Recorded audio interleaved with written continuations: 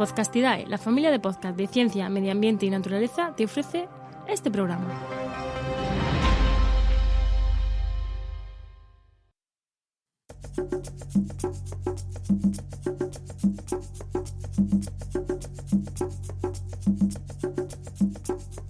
Estás escuchando Mentes Covalentes, tu podcast de química y neurociencia, con Hugo Quintela y Clara García.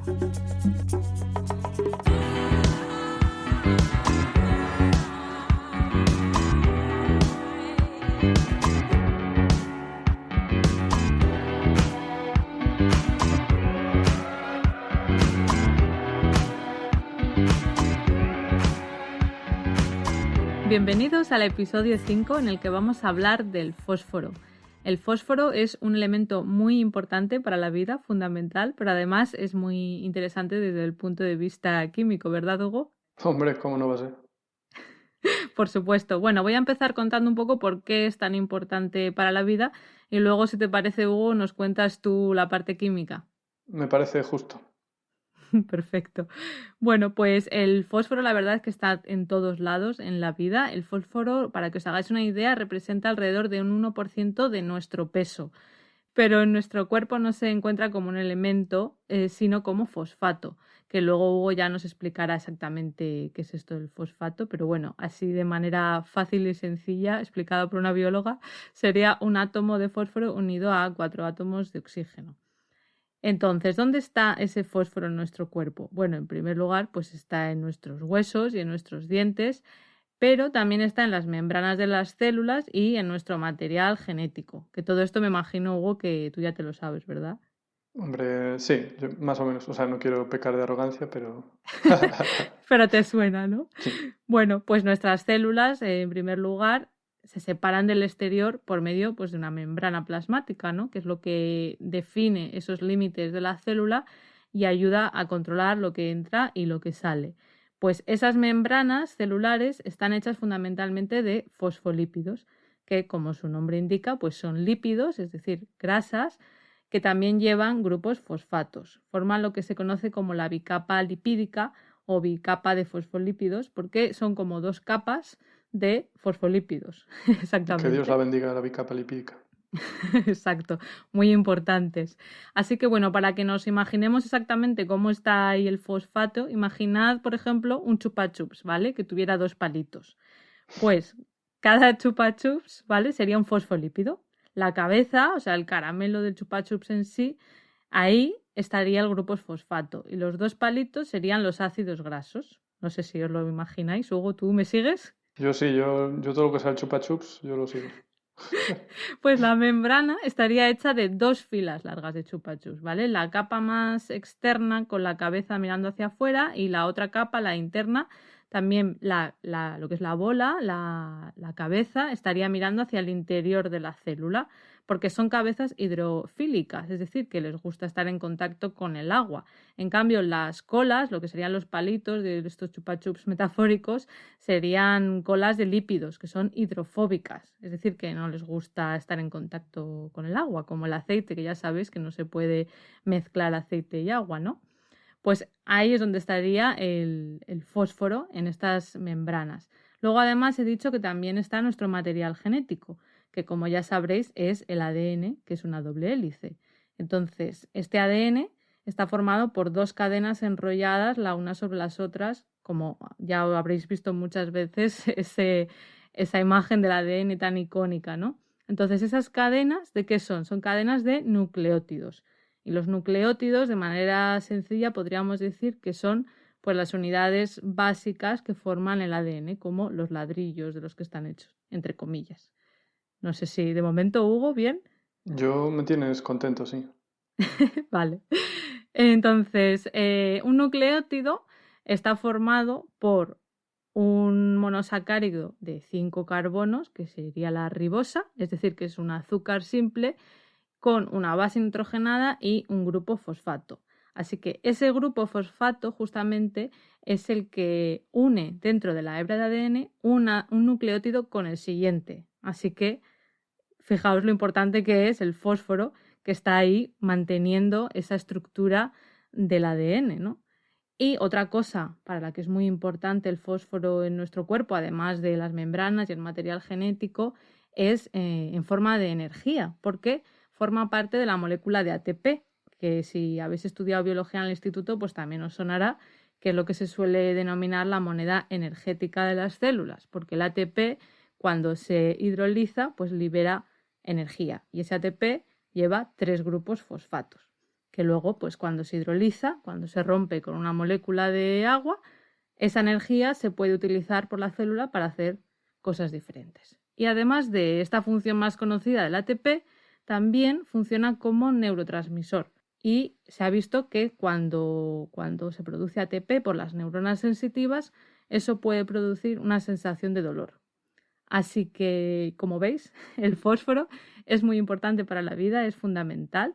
Y ahora, Hugo, cuéntanos, desde el punto de vista químico, qué hay que saber sobre el fósforo.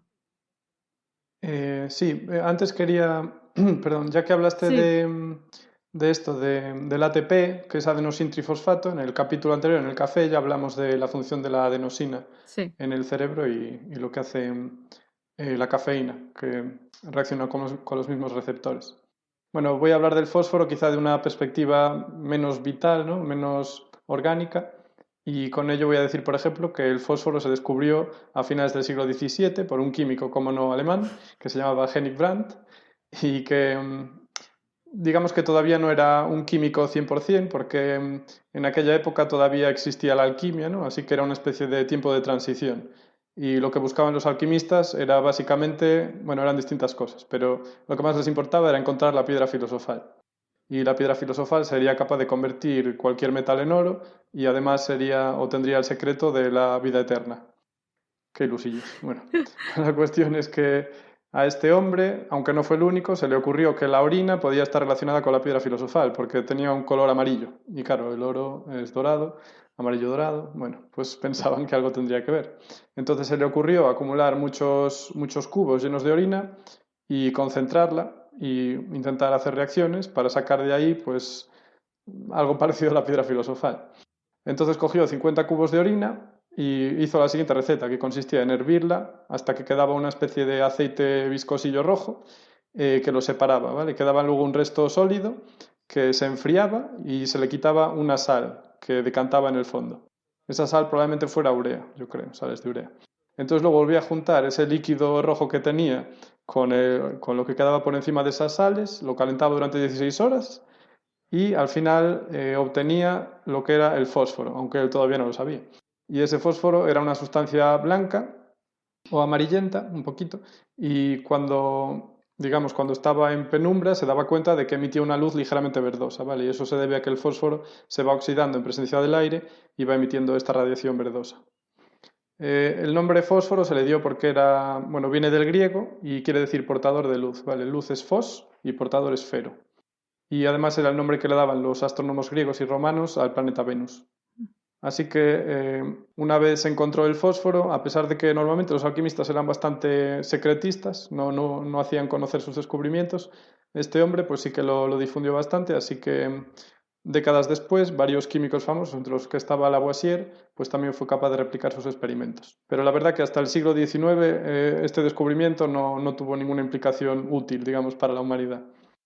Porque de hecho se intentó utilizar para, gente que tenía problemas mentales, ¿no? Para intentar, no me preguntes por qué se les ocurrió que podían usar para tratar, es verdad que dijiste hace poco, ¿no? Que tiene mucha importancia, para la vida, para el cerebro también, entonces, pero ellos no lo sabían, así que no sé de dónde sacaron la idea de que podrían curar ningún tipo de enfermedad con eso. Supongo que pensaron, Porque de vamos a hecho, probar. yo qué sé, en plan, no sé qué hacer, así que le doy esto. Porque de hecho el fósforo pues es muy tóxico.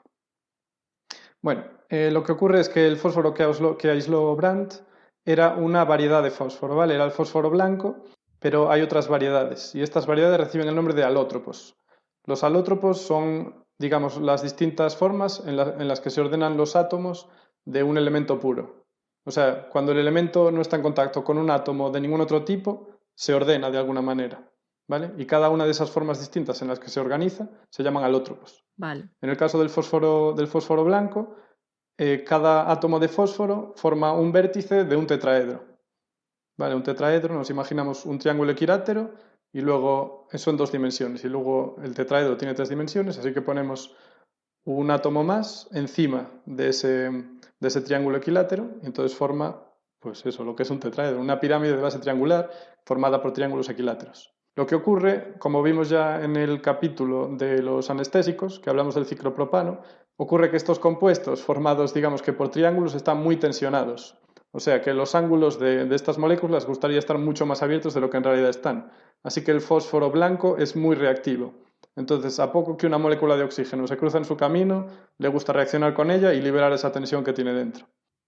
Por esto es muy peligroso, porque incluso a temperatura ambiente tienes un poco de fósforo encima de la mesa y de repente se puede poner a arder el solo y puede causar también explosiones. Es por esto que se utilizó ya desde el siglo XX como arma química, por su capacidad para explotar. Bueno, de hecho, por desgracia, se sigue usando a día de hoy. Se usó tanto en la Segunda Guerra Mundial, por ejemplo, para el bombardeo de Dresden, en el que murieron decenas de miles de personas. Y claro, lo que ocurre es que arde con una intensidad muy bestia y no es fácil de apagar, digamos, un fuego causado por él. Y también se utilizó pues, en guerras más recientes, como la de Vietnam o la de Irak, también la de Afganistán. Un uso más lícito militar es el de las bombas de humo, porque bueno, su capacidad para absorber agua del ambiente hace que se cree una especie de niebla y entonces se puede proteger a los soldados mientras se mueven. Un uso más amigable también que se ha hecho a lo largo de la historia del fósforo se comenzó en el siglo XIX y fue la fabricación de cerillas. Realmente era algo importante tener cerillas, ¿vale? Porque en el siglo XIX cocinar, o sea, para cocinar necesitabas obviamente fuego y para calentar tu casa también. Entonces, en Europa, por ejemplo, en la ciudad de Londres fue donde más empezó el movimiento de crear cerillas, pero también en Francia y en otras ciudades, ¿no? Entonces, lo que se hacía es que se tomaba el fósforo blanco y se mezclaba con otras sustancias para desactivarlo un poco, porque claro, si llegas a poner fósforo blanco en la cerilla, podría arder en cualquier momento por sí solo, así que no era una idea muy buena. Pero se mezclaba con otras sustancias y se impregnaba la cabeza de la cerilla con eso. Entonces cogías la cabeza de la cerilla, la rozabas contra una superficie rugosa y ¡paf! Salía el fuego, ¿vale? Claro, y por eso también se llaman fósforos todavía, por lo menos efectivamente. En algunos países lo Sí. llaman fósforos en vez de cerillas, ¿no? Sí. En otros sitios se les llama mixtos porque a día de hoy las cerillas no se encienden rozándolas contra cualquier superficie, sino que hay que rozarlos contra la caja, pero a eso llegaremos después. Vale. Entonces, estos primeros modelos de cerillas, bueno, en realidad no eran los primeros, ya había modelos con otras sustancias químicas, ¿no? Basadas en antimonio en vez de en fósforo. Pero las de fósforo eran más ventajosas porque eran más fáciles de encender. El problema que tenían es que como se encendían al rozarlas con cualquier cosa rugosa, al almacenarlas podían rozarse entre ellas o con otras cosas. Entonces creaban una energía de activación lo bastante alta como para empezar a encender una cerilla. Y si estás almacenando cerillas, enciendes una, pues las enciendes todas. Entonces había pues, incendios con una frecuencia demasiado alta para lo que sería permisible. O sea, que era peligroso almacenarlo. Sí, Vale. y usarlas se podría decir que es relativamente sencilla. Si tenías cantidades pequeñas, bueno, pues en principio no es arriesgado. Pero el problema más grande era el de los trabajadores, porque ya dije antes que el fósforo es tóxico. En concreto, el fósforo blanco es altamente tóxico. Empieza a ser mortal en cantidades de 50 miligramos, si lo ingieres. Pero claro, si estás trabajando todos los días y de aquella época que no había regulación laboral, o sea que a lo mejor estaban 12 horas, 14 horas trabajando en producción de cerillas, pues estaban en contacto con humos y con sustancias extremadamente tóxicas. Entonces ocurre que en Londres, que era donde había una producción muy intensiva y digamos que muy esclavista de cerillas, este trabajo lo realizaban principalmente mujeres y niñas. Entonces ocurre que existía una enfermedad que solo le ocurría a las trabajadoras o a los trabajadores también, los que había, que producían cerillas y recibía el nombre de necrosis de fósforo. Sí, que es una enfermedad horrible, ¿no? Realmente se va corrompiendo el hueso de la mandíbula, creo que es lo que solía pasar, ¿no? Porque por lo que he oído, las trabajadoras pues tampoco tenían su propia cantina para comer y entonces comían ahí el sándwich o lo que llevaran en presencia de pues las moléculas de fósforo flotando en el ambiente y era realmente una enfermedad horrible que hacía que al final pues perdieran pues eso, su mandíbula y al final a veces había que amputar, se empezaba a pudrir, o sea, era horroroso. Una cosa... Sí, empezaba con inflamaciones y entonces después luego se les empezaba a necrosar el tejido, incluso la mandíbula, y si querían evitar la muerte, pues les tenían que, como dices, amputar la mandíbula. Uh-huh. Lo que ocurre es que además aparentemente se absorbía el fósforo en el propio hueso, que ya está compuesto de fósforo, absorbía ese fósforo. Y aparentemente en la oscuridad incluso el hueso brillaba ligeramente porque estaba absorbiendo fósforo blanco. Qué horror. Bueno, entonces esto provocó una de las primeras asociaciones sindicales de la historia. Entonces las mujeres fueron capaces de organizarse y de concienciar a la sociedad pública y a los políticos de que lo que se estaba haciendo con ellas pues era una barbaridad. Entonces con ello consiguieron que se mejoraran mucho las condiciones laborales. Pero bueno, esto se limitaba a Londres, claro, en otros sitios seguía pasando. De todas maneras, creo que en Reino Unido tardó más en terminarse el uso de fósforo para las cerillas porque realmente tenían mucho poder estas empresas y tenían muchas relaciones con políticos, mientras que en otros países, pues antes se prohibió antes todo esto, pero lo que tú dices Sí. fue como el comienzo del movimiento sindical y realmente, por mucho que lo negaran las empresas, ellas pudieron demostrar, bueno, pues en viva, ¿no? De manera en persona lo que estaba pasando, porque eso no se puede explicar de otra manera. Incluso también muchas no se quedaban sin pelo de llevar las cerillas en la cabeza, ¿no? Con recipientes, bueno, muy trágico todo, pero sirvió, sí, pues para luchar por los derechos de los trabajadores. Sí, entonces en Europa continental, como dices, se prohibió antes que en Inglaterra y esto fue pues, a principios del siglo XX, generalmente en 1906, para muchos países de Europa continental. Por suerte se encontró una alternativa para las cerillas de fósforo blanco. Se sustituyeron entonces por el fósforo rojo, Ujú. que es otro alótropo, o sea, otra variación en la organización de los átomos del elemento. Aquí, en vez de tener los tetraedros independientes los unos de los otros, ahora esos tetraedros están también unidos entre sí y formando como cadenas muy largas, ¿vale? Y entonces el fósforo rojo es mucho menos reactivo que el fósforo blanco, no arde espontáneamente en contacto con el aire, hay que calentarlo para que arda. Y de hecho el fósforo rojo se descubrió a mediados del siglo XIX, o sea, no se descubrió mucho antes de que ocurrieran estas crisis, bueno, se descubrieran estas crisis en las fábricas de cerillas. Entonces lo que ocurrió es que ahora, para obtener el fósforo rojo, solo había que calentar, irónicamente, había que calentar el fósforo blanco en ausencia de oxígeno a temperaturas moderadas. Entonces así simplemente se podía convertir el fósforo blanco en fósforo rojo. Y eso es lo que se siguió usando después para las cerillas. Sí, bien, entonces lo que ocurría con las cerillas de fósforo rojo es que era mucho más difícil que ardieran. De hecho, requerían temperaturas de unos 240 grados para arder. Esto se conseguía igualmente mediante el rozamiento con una banda, ¿no? O con una superficie rugosa. Pero seguían siendo relativamente peligrosas porque, de nuevo, al almacenarlas podían, de nuevo, pues, incrementar su temperatura y ser capaces de alcanzar la bastante energía para iniciar la reacción, ¿no? Que provocaba un fuego. Entonces, ahora voy a hablar un poquito de la energía de activación. Es un concepto sencillo y no es más que la energía que hace falta para iniciar una reacción química. A veces la energía de activación, como en el caso del fósforo blanco, es muy bajita, así que se puede incluso lograr a temperatura ambiente. O sea, tú estás a 30 grados y si tienes, digamos, la mala suerte de que la molécula de oxígeno choca de una manera determinada a esa temperatura con una molécula de fósforo, ¡paf!, pues se produce la reacción, ¿vale? Pero con el fósforo rojo requieres una energía más alta, así que eso lo puedes conseguir, por ejemplo, calentando. Una vez la reacción ya empezó, como esa reacción en sí misma ya genera energía, pues ya no hace falta una fuente ajena a la reacción química para mantenerla. Es como, por ejemplo, la gasolina, ¿vale? La gasolina a temperatura ambiente no reacciona, pero en cuanto hay una chispa que sí que le aporta un extra de energía, ¡paf!, inicia la reacción. Luego, una vez ya está ardiendo la gasolina, eso ya está generando energía, así que es autosostenida esa reacción. Vale. Bien, entonces estos son diría que los dos alótropos más famosos del fósforo.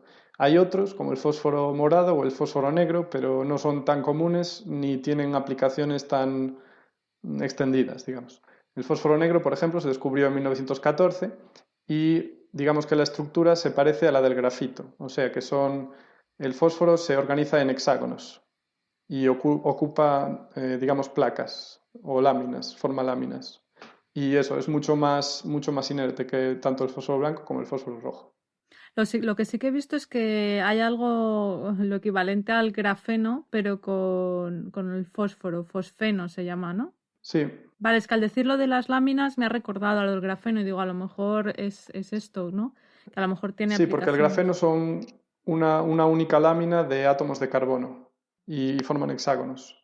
Entonces, como si te acuerdas, dijimos que el carbono se tiene que enlazar con 4 otros átomos, en realidad esta estructura nos falta un enlace. A cada átomo de carbono le falta un enlace.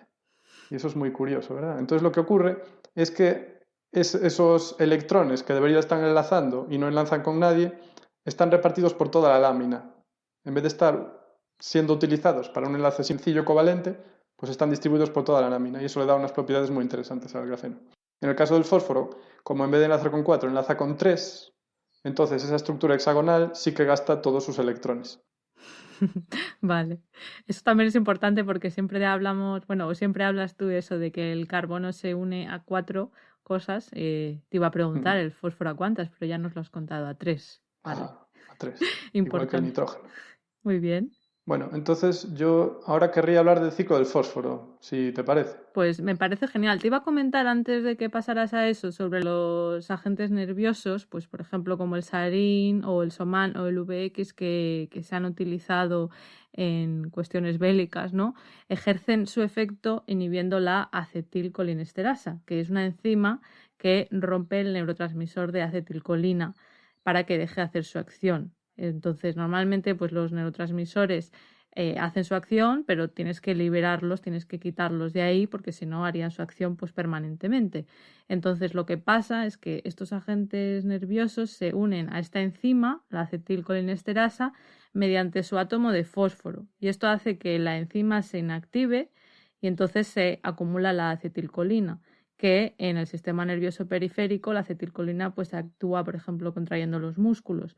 Así que pues al pasar todo esto lo que pasa es que no deja de ejercer su acción y los músculos pues no pueden relajarse y esto pues genera esa situación tan dolorosa que puede llevar incluso a la muerte. Así que nada, era comentar eso que tenía relación un poco con la parte de neurociencia, pero cuéntanos, Hugo, la siguiente parte. El bueno del Ya fósforo, ves. Cuánto daño causa, madre mía. Pero bueno, si no fuera por él no Exacto, estaríamos bien. tiene cosas buenas y malas. No hay rosas sin espinas. Sí, las malas las hemos hecho nosotros, pero bueno, Exacto. lo de siempre. Bien, entonces el ciclo del fósforo, vale, como ya dijiste, el fósforo, bueno, acabo de decir yo también ahora, el fósforo es fundamental para la vida. Sin fósforo no hay nada.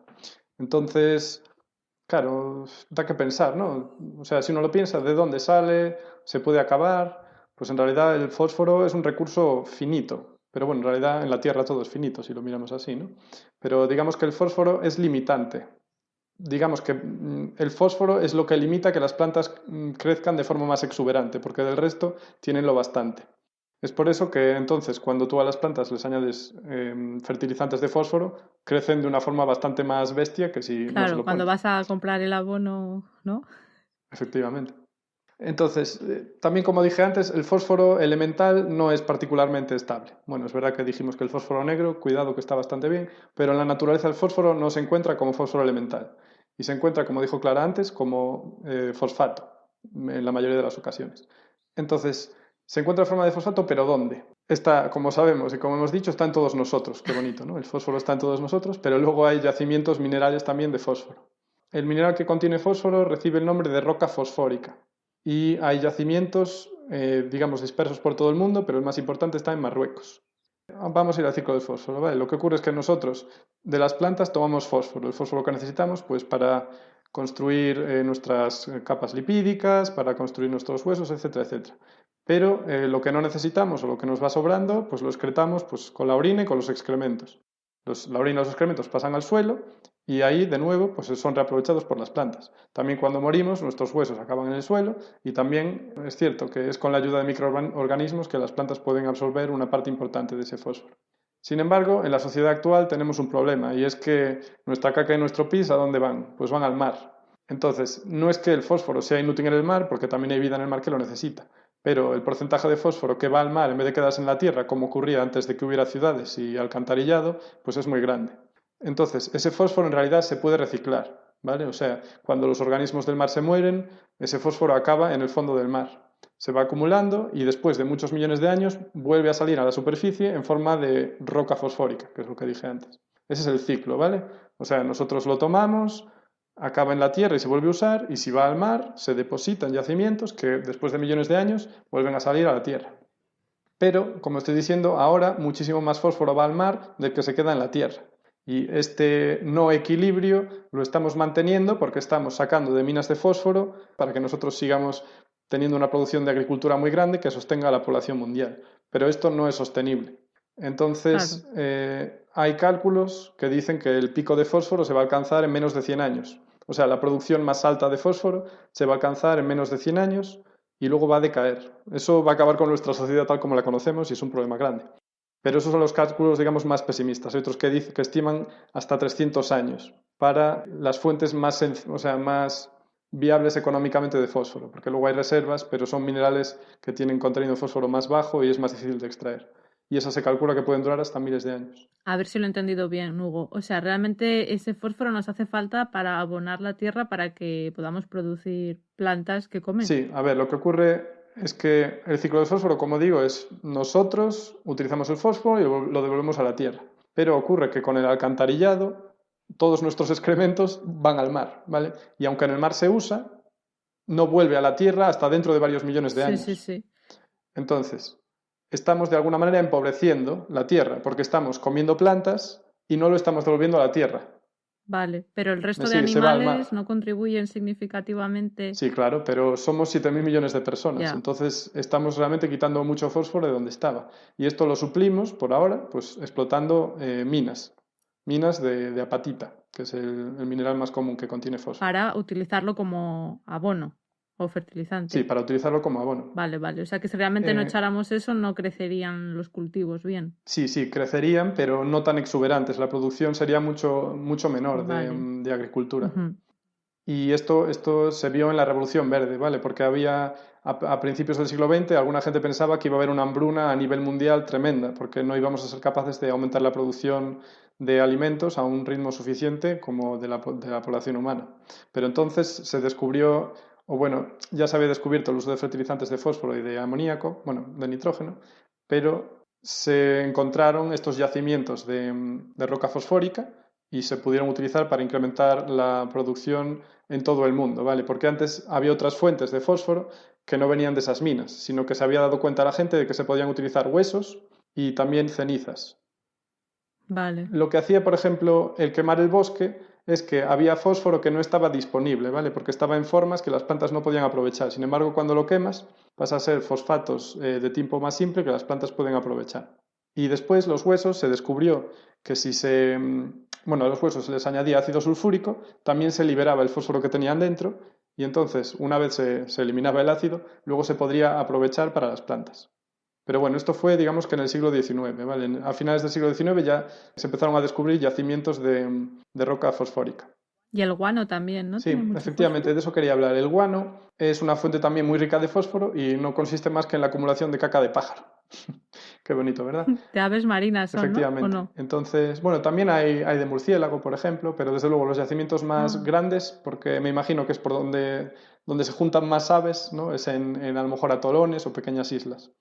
Y esto me lleva a mencionar que hubo varias guerras, por lo menos 2, que estuvieron motivadas por el guano. Una fue... ¿Qué me dices? Sí, la guerra... Uno de los motivos que propició la guerra entre España y Perú a finales del siglo XIX fue la ocupación de las islas Chincha, donde había una cantidad muy importante de guano y, de hecho, Perú llevaba ya unas décadas exportando este guano, lo cual estaba dando una situación económica pues bastante sólida, ¿no? Que antes no tenía.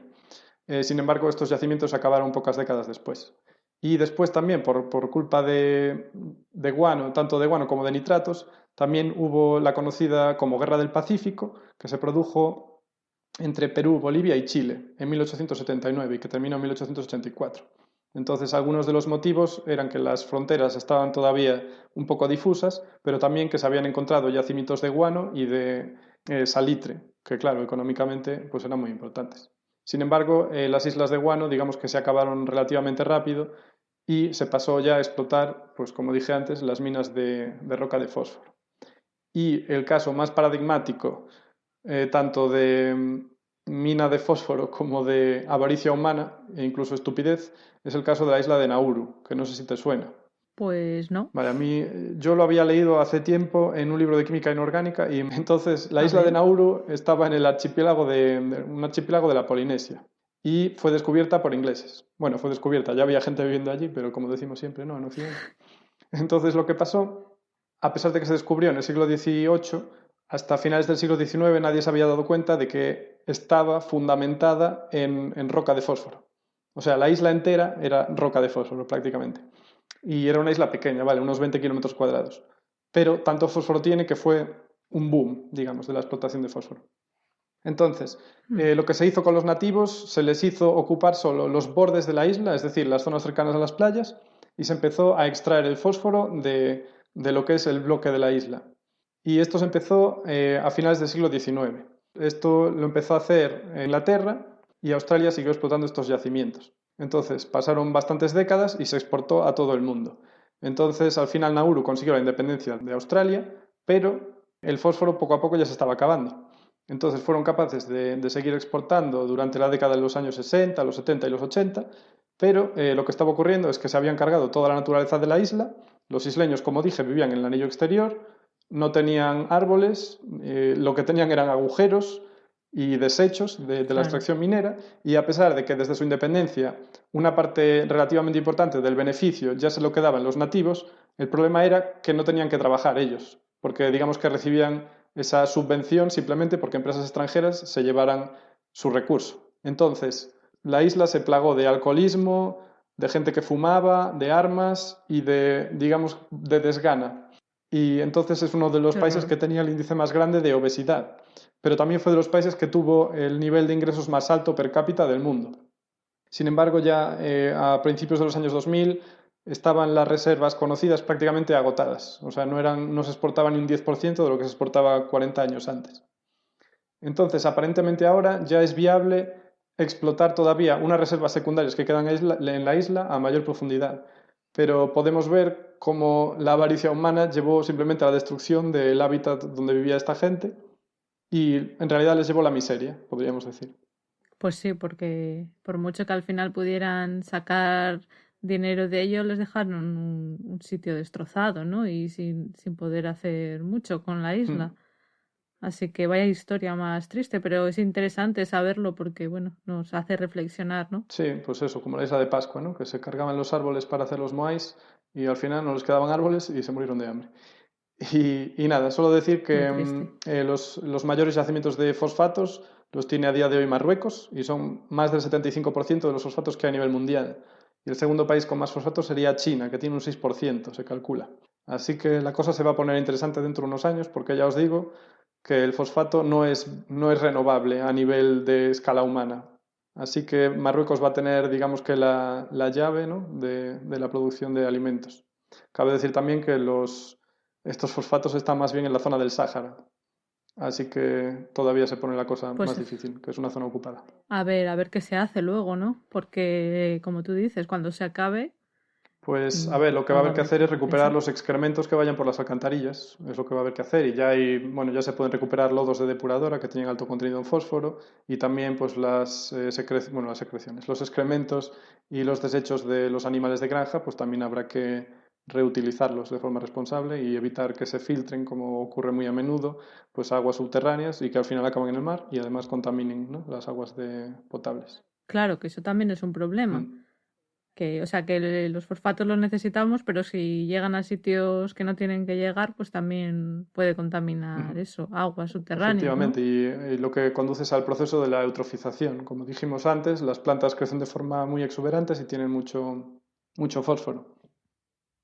Sí, de hecho, eso me acuerdo cuando lo estudiábamos en el instituto, que es un problema en algunos lagos, si no recuerdo mal, ¿no? Que si hay demasiado fosfato en los lagos, que no hay salida, ¿no? Que el agua se queda ahí, realmente luego pues eso se llena de plantas y llega pues a ser un problema, ¿no? Porque si hay demasiadas plantas en un lago, pues bueno, supongo que al final todos esos organismos cuando se depositan, se pudren, bueno, al final acaba siendo un lago poco sano, ¿no? Sí, poco sano. Claro, se ponen en la superficie, no dejan que entre la luz y además bloquean la entrada de oxígeno al agua, así que al final no puede sobrevivir nada que necesite oxígeno. Así que poca cosa sobrevive. Los peces, algunas bacterias y algas y ya está. Claro. O sea que, bueno, que a veces puede ser un problema la falta de fósforo y a veces el exceso. Pues como siempre hacemos los humanos, ¿no? O sea, es un recurso que desperdiciamos, lo tiramos al mar y encima, ¿sabes? Lo ponemos en sitios en los que no hace falta y también los contaminamos. No tiene ningún sentido. Exacto. Un derroche. Un desastre todo. Tenemos que aprender un poco, ¿no? De los errores del pasado y intentar mejorar. Pues algo parecido también pasa en nuestro cuerpo. No sé si vas a contar algo más de esta parte del ciclo del fósforo. No, yo ahí me quedo ya. Pues nada, te iba a comentar que en el cuerpo humano lo mismo, ni mucho ni poco. Tenemos que tener niveles adecuados de fósforo. Entonces, esto es lo que se llama homeostasis en general en el cuerpo humano. Es mantener, pues eso, unos niveles que ni por encima ni por debajo hay que pasarlos. Y para mantener el fósforo en estos niveles adecuados, pues tenemos muchos mecanismos. El riñón juega ahí pues un papel muy importante porque regula cuánto fósforo se excreta a través de la orina, a través de la hormona paratiroidea. Pero bueno, también intervienen otras cosas como la vitamina D o el factor de crecimiento fibroblástico 23. Buah. Así que es Vaya bastante complejo. Ya ves, muy largo. Factor fibroblástico D. Por lo tanto, bueno, si hay una desregulación de estos niveles de fósforo, pues podemos tener problemas. En general, no parece que en la población general normal, sana, haya un problema de llegar a las cantidades recomendadas de fósforo. Más bien, es más fácil pasarse que no llegar a estos niveles. En casos de malnutrición severa o complicaciones de la diabetes tipo 1 o en casos de alcoholismo severo, por ejemplo, sí que puede producirse una hipofosfatemia aguda, es decir, que de repente bajen los niveles de fósforo en sangre muy rápidamente, ¿vale? Pero ya comento que no es lo habitual tener los niveles de fósforo bajos, así que no os preocupéis que no hace falta tomar suplementos normalmente. Suplementos de fósforo blanco. No. ¿Te imaginas? Nunca. Luego, casos crónicos de nivel de fósforo bajos, pues se podrían dar, por ejemplo, en el hiperparatiroidismo, que es lo que pasa cuando las glándulas paratiroideas segregan demasiada hormona paratiroidea. Y la causa más frecuente de esto sería un adenoma en las glándulas paratiroides, es decir, un tumor benigno que no es canceroso, y esto normalmente pues se soluciona extirpando este tumor. Y luego, por otro lado, podemos tener niveles de fósforo en sangre demasiado altos de lo normal. Esto puede pasar, por ejemplo, en personas que tengan enfermedad renal crónica, es decir, que son personas cuyos riñones pues han perdido la capacidad de funcionar bien y de eliminar estos desechos del organismo. Lo normal, lo que se considera lo normal es entre 2,5 a 4 o 5 miligramos por decilitro de sangre.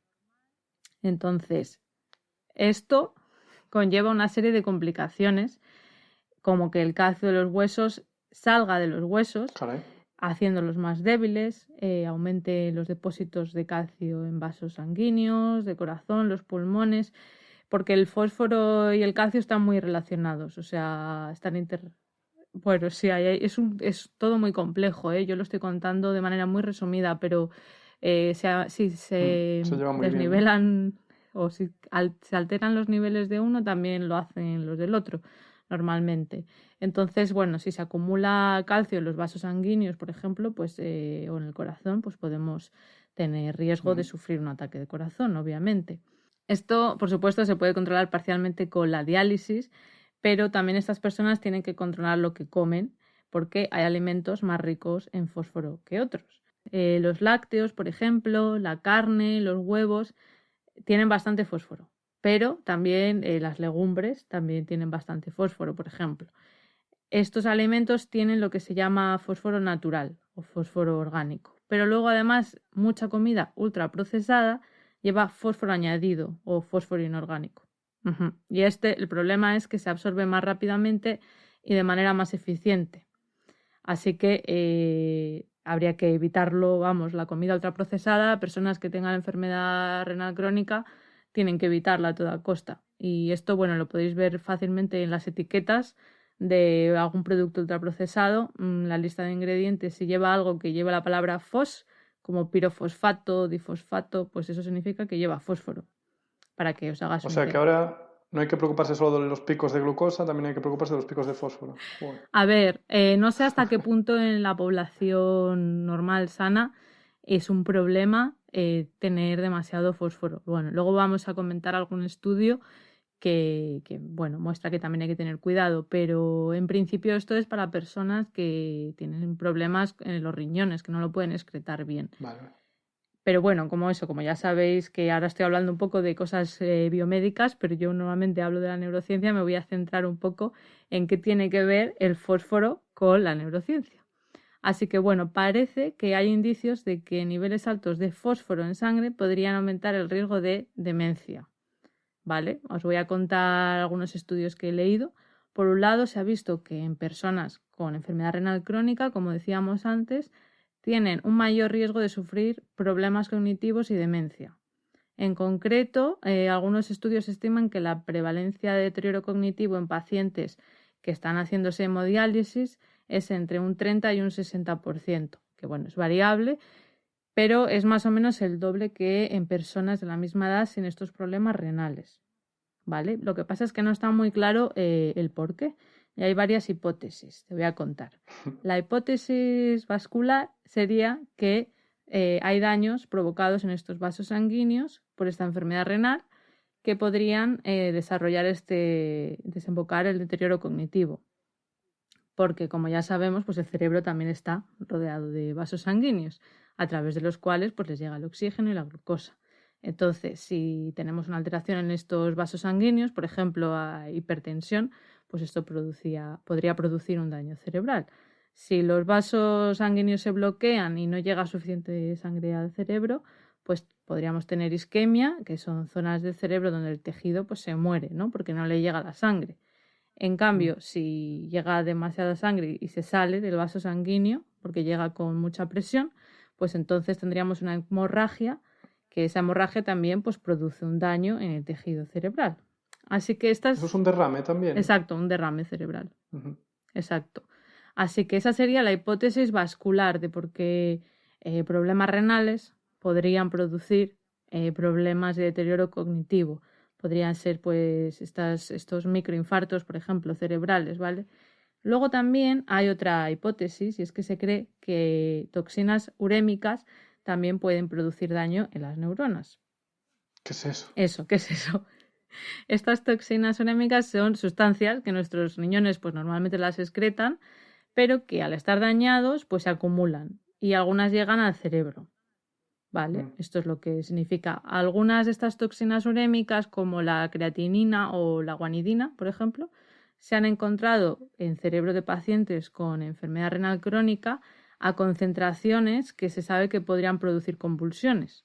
Caray. Y es que estas sustancias tienen efectos excitatorios en el sistema nervioso porque se unen a los receptores de los neurotransmisores. Y por lo tanto, pues se dice que pueden tener efectos neurotóxicos. Pues vaya.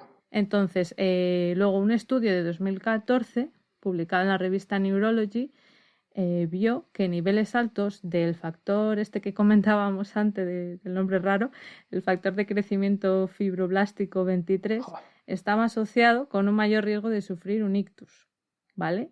Incluso en pacientes sin problemas renales. Entonces, como hemos dicho antes, este factor de crecimiento regula la homeostasis del fósforo, hace que se mantengan los niveles adecuados y suele estar elevado en pacientes con este problema, ¿no? De enfermedad renal crónica.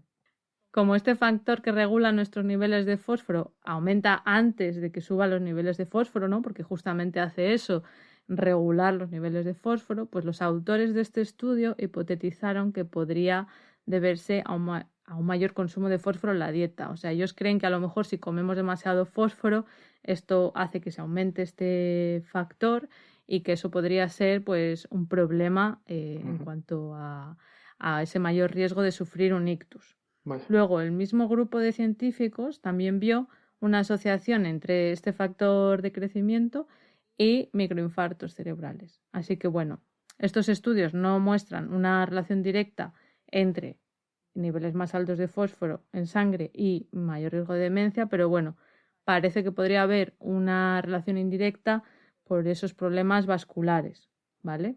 Lo que está claro es que el riñón, madre mía, si no te va el riñón vas a tener muchísimos problemas. Exacto. El riñón es lo que, bueno, pues lo que hace que podamos excretar todo lo que no nos hace falta y que incluso pues, puede llegar a ser tóxico, como hemos visto. Y luego hubo un estudio posterior de 2017 que investigó una muestra de más de 700.000 personas y vieron que niveles más altos de fósforo en sangre en personas estaban asociados a un mayor riesgo de demencia, ¿vale? Incluso aunque estuvieran dentro de los límites considerados normales.